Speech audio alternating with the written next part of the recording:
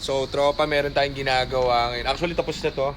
Baba ang transmission at Bapalit siya ng clutch, palit siya ng shift fork. So, kukwento ko lang sa inyo kasi matindi nangyari dito kay brother Kyle. So, tropa to itong nagpapa-repair dito. Ito unit niya. Okay. Yan, ito isang best example na sinukuan na ng may-ari ang unit. So, ganito nangyari dito. Dati raw, gamit-gamit niya tong unit niya. Tuwan-tuwa daw siya dito. Ganda raw manakbo, walang naging problem. Hanggang sa natambak na lang niya kasi dumami ang kanyang mga laruang kotse. So, dami siyang kotse. So, napabayaan. Kaya nalobat. Nung nalobat, hindi nila mabuksan yung pinto. Di ba? Hindi mabuksan yung pinto. Nagbayad sila ng 35,000 doon sa pagbukas ng pinto, tapos another 35,000 doon sa nag-program daw ng susi. Pre, napakawalang yamo. Napakawalang yamo. Tropa mo. Kasi isip ako ng isip, sabi ko 35,000, 70,000 sa susi. Eh si sir, nung dumating dito to, sira ang transmission. In-overhaul namin yung buong transmission nito, palit ng buong transmission, clutch and shift fork. 70,000 yung bill, kasama labor and everything, original parts. So, ibig mo sabihin, magkaparehas yung bayad sa pagbukas ng susi ng Fiesta, pati sa pag-overhaul ng transmission. Yan. Kaya tayo nagwa-vlog kasi may mga ganyan. Kaya mapiprevent nyo yan kung manonood-nood kayo ng mga videos natin. Kalokohan naman yan, sabi ko. Kahit ako, ayaw ko buksan yung susi mo kahit nakapikit eh. Edi sabi ko sa kanya, sir, ganito lang yan eh. Tuturuan kita kung paano buksan kapag ka lobat nang hindi ka gagastos ha. Tuturo ko sa iyo. Kunwari, nalobat, di mo mabuksan yung susi. Dead. Kasi, dead yung battery. Kasi, ano ba tawag dito? Wala, nalobat nga. Hindi mabubuksan. Hindi ko mabuksan yung pinto. Pwede mong gawin, manually, sa lahat ng kotse, itong quarter panel. Basagin mo to. Pag kayo ay hindi nyo doon sa susi, yung susi nyo naiwan sa loob, basagin nyo to. Binasag mo to, buksan mo yung pinto. Ngayon, buksan mo tong pinto. Di buksan mo, kuha mo yung susi. Mabubuksan mo na, di ba? Isang way yan. Yan. Pinakamadaling way. Ito, ang pupunta lang kayo sa Aguila Glass, siguro mga 1.5 lang itong salamin na to. Okay? Pwede rin naman kayo mag-master key. Yung nagsususi. Mahal yun. Medyo mahal yun, no? Mga siguro, emergency kunwari, gabi. Gumimi ka ngayon, may kasayawan ka ngayon, chekas, ganyan, masayaw ka, yeah, hi girly. Wala, inaiwan may susi doon sa kotse, sa parking. Naglalampungan na kayong ganyan, yung babae, nilalampong-lampong mo lang ganyan. Wait, where's the key? The key's inside. Oh no, the key's inside. Paano yun? Tatawag ka ngayon ng master key smith. Mahal yun. Mga 5,000. Kasi emergency, gabi. Gabi. Wala namang gigimik ng umagi. So, gabi. 2 na nun, 2. Diba? Mauudlot ka pa, pre. So, syempre, ito ang best way. Quarter panel. Basagin mo. Papalitan mo kinabukasan sa Aguila Glass. 1.5 lang yan. Hindi ka gumastos, diba? Pero, eto si sir kasi yung kwento niya. Parang isip kasi ako ng isip dyan. Sabi ko, kami, kumbaga, major na yung ginagawa namin. Hindi naman kami umaabot sa ganung bill. Si sir, binuksan lang yung kotse, 70,000. Napakaswerte ng gumawa, no? Hanggang sa nakatulog ako kahapon, sabi ko dito, ginagawa niya to eh. Pini-PMS kasi ayos na tong kotse. Pati nga susi ka ako. Buksan mo susi. Yung susi ni sir. Buksan mo.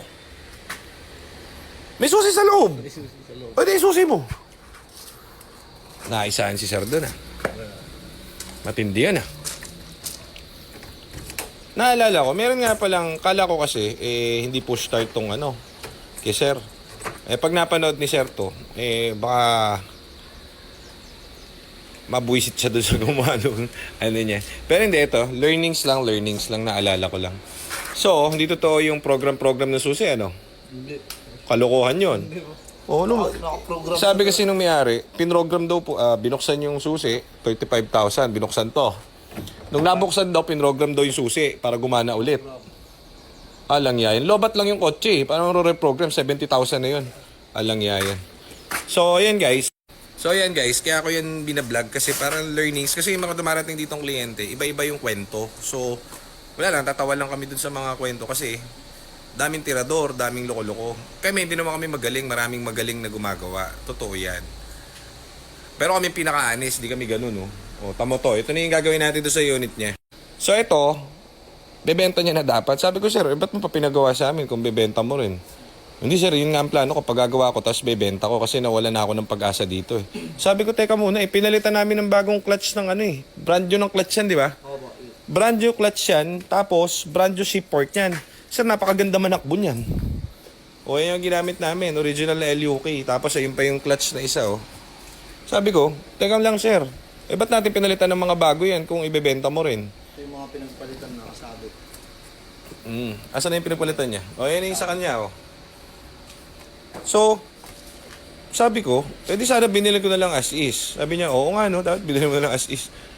Sabi ko, nangihinayang ako dun sa kotse mo. So, ako, kikita ko dyan pag binili ko. Pero gusto mo, ilaban mo, sir. O, gano'n naman lagi ako. Laban mo, sir.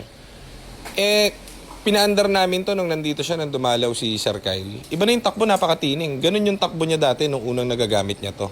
So dahil well off naman si Sir at may tiwala sa atin, sabi ko, Sir, subukan nyo kami, ipipms na rin namin to. Kasi trani lang yung ginawa dito eh. Ichucho namin, ibigay mo na lang sa misis mo or paggamit mo, mas maganda to magamit. Ako na bahala, babalik alindugtong unit mo. Tapos, kung susumahin mo, mas mahal pa yung gumawa ng susi, yung nagsusi sa kanya kaysa dun sa overhaul ng buong gagawin namin dito. Approved naman siya. So, abangan nyo yun. Sana mapanood nyo. Tapos isip talaga ako ng isip. Sabi ko, lobat tapos di mabuksan, 35, magiging 70,000. May susi dun sa sa mismong, may susi dyan mismo sa lahat ng Ford kapag naka-push button ka. Yan, sana makita ni Sir. Para masakal niya yung tropa niya. So anyways, yun lang. Bukas kukuhanin na to ni Sir Kyle. Finishing na namin. Ano pang kulang mo, Diyos Joselito? Spark plug na lang. Spark plug na lang ang kulang niya. Nakakabit na yung iba. Yung nagpakabit pa. Sa sobrang tuwa ni Sir, dapat ibebenta niya na to, no? Nagpakabit pa ng ng head unit. Dahil nagbago na ang kanyang pananaw. Sabi ko, Sir, kita mo yung ginastos mo doon, nadali ka. Kasi hindi honest yun. Raulo yung sa'yo. Dito nagpa-overhaul ka ng buong makina mo. Mas mahal pa yung sa susi mo eh. Oo nga, no? Sabi niya. Oo nga, no? Sige, gamitin ko. Ayan, no? Nagpakabit pa ng head unit. Ayan, kinabit niya yung silita head unit. Ayos ba yan? Opo. Goods yan? Opo. Start muna natin. Pakita natin yung natin. Kita nyo kung dinala dito to, barag-barag. Ayan, no? Naiwanan na to kung saan. Kumbaga, sinukuha na nung may-ari. Sinukuha na nung may-ari, boy. Zero error. Tignan mo, zero error.